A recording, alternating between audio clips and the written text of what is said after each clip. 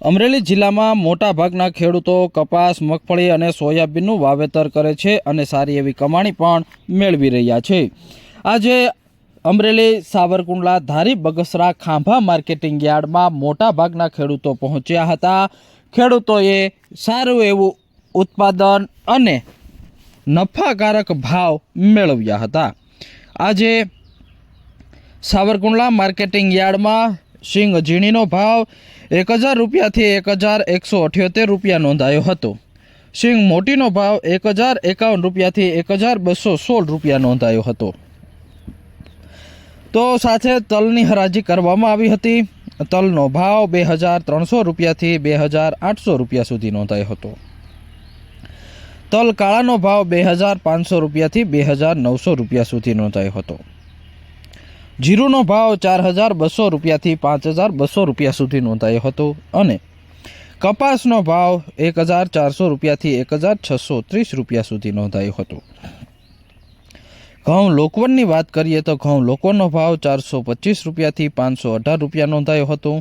ઘઉં ટુકડાનો ભાવ 440 રૂપિયાથી 590 રૂપિયા નોંધાયો હતો। બાજરાનો ભાવ 400 રૂપિયાથી 537 રૂપિયા સુધી નોંધાયો હતો।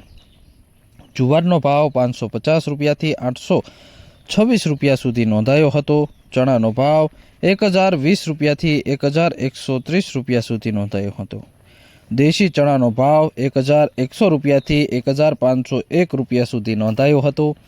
તુવેરનો ભાવ 1500 રૂપિયાથી 1950 રૂપિયા સુધી નોંધાયો હતો। એરંડાનો ભાવ આજે 1000 રૂપિયાથી 1114 રૂપિયા સુધી નોંધાયો હતો। મેથીનો ભાવ 1070 રૂપિયાથી 1251 રૂપિયા સુધી નોંધાયો હતો। તો રાજગરાનો ભાવ 2050 રૂપિયા નોંધાયો હતો।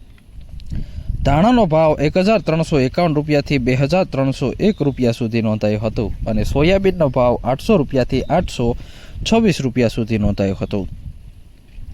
આજે સિંગની કુલ માર્કેટિંગ યાર્ડ સાવરકુંડલા ખાતે 680 મણની આવક નોંધાઈ હતી। તલ સફેદ અને કાળાની 160 મણની આવક નોંધાઈ હતી। જીરુની 1400 મણની આવક નોંધાઈ હતી। કપાસની 1750 મણની આવક નોંધાઈ હતી।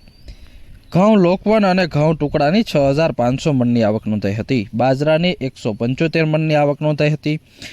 દેશી ચણાની અને ચણા નંબર 3 અને 5ની 33570 મણની આવક નોંધાઈ હતી।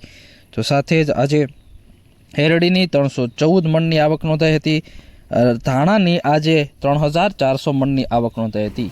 સાવરકુંડલા માર્કેટિંગ યાર્ડમાં સૌથી વધુ આજે ચણાની આવક નોંધાઈ હતી। 33570 મણ આવક આજે નોંધાઈ હતી।